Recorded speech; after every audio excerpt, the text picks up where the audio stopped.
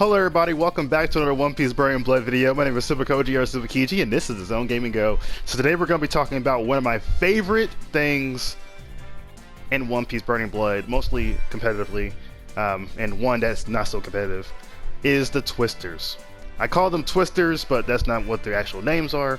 In case you didn't know what a Twister was, a Twister in my vocabulary is a move that kind of creates a sort of tornado-like figure onto the ground or on the stage, in which it acts as a different entity than what you are. So while you're doing stuff, the Twister still technically exists. Okay, this has basically existed in literally like every One Piece game, especially One Piece Grand Battle, Grand Rush, and Grand Adventure, in which it was created by Crocodile using Sandstorm. But in One Piece Burning Blood, the move was also given to Zoro in the name of Black Rope Dragon Twister, and yes, I did not know that name. I had to look at it. So let's talk a little bit about why this move is good and why I love it so much. Exactly, technically, what defines a Twister, and why are these two characters the only characters that we're presenting with the Twister ability. Okay, so first off, let's look at the Twister, Black Rope Dragon Twister. Okay, so as you can see from the last moments the Twister was being created, I was still able to move around a little bit after. So this allows you to create a lot of opportunities, a lot of locks against your opponent, a lot of situations where they don't know what to do. Like, you know, just kind of spinning up and then, you know, just kind of doing something random. And if that opponent was to block, let's actually put Luffy on block here just so we can kind of see exactly how much stun this is going to create here. So let's go ahead and use it. Oop, my bad. Go ahead and use the Twister. And just, you know, just randomly just go out. Like, I mean, you don't get a whole bunch of time while the Twister is being done, but you still have opportunity. And let's go ahead and add some chip damage so we can see how much action it does. Look at that beautiful chip. Well, technically, it was just like one hit. Now, while the opponent is actually being hit by it, look at all that damage when you enhance it with Haki, though. Jeez, Sora, that's a lot of damage. But the thing that I love most about the Twisters is the fact that when your opponent gets knocked on the ground, and you know some people like to stay on the ground a little bit longer, they like to kind of do a slow wake up or something like that.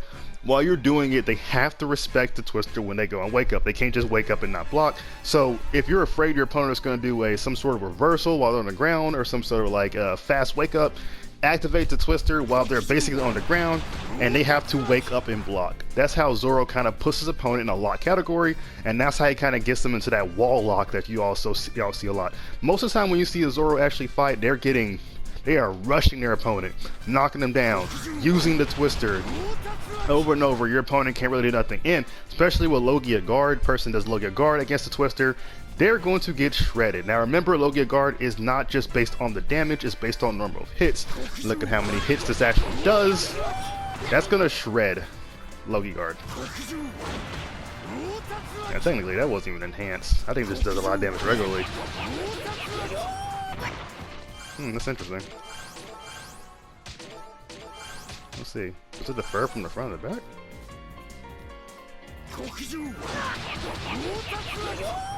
No, it just does a lot of damage, jeez. I did not know Dragon Twister did that much. Like regularly. Okay, but yeah, so let's move on to the next character here. Almost as Zoro again. Crocodile. So Crocodile doesn't have the Twister. He has the Sables. I like to call it Sandstorm. Now his is a little bit different, because for his Sandstorm, it actually travels, unlike the Twister. So you can actually go to the Sandstorm, and it'll keep going until it reaches the end of basically the field. So this Sandstorm, or this Twister, is a traveling Twister.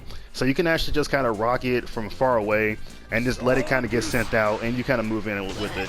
Like, there's a little bit of time where you can actually move, but it can be done in ranged combat. So literally just like, you know, Sandstorm, and then move out the way, and then you can do another Sandstorm. You can actually spam Sandstorms. Now, this is not what Crocodile usually does. He's a range type all-around character, but using his Sandstorms, or Stables, I mean, I keep calling him Sandstorms because I think that's the translating name of it, and his teleportation and basically like this sort of combo works really well. Now, utilizing the Sandstorm is something that you're gonna have to really do when you play as Crocodile, because it's part. It's literally going to be part of his moveset for the whole time. Now, I don't think it's actually that much difference when you actually enhance it. It may go a little bit faster probably, or something like that, but unlike Zoro's, it doesn't just stay and does a knock up. You just get hit.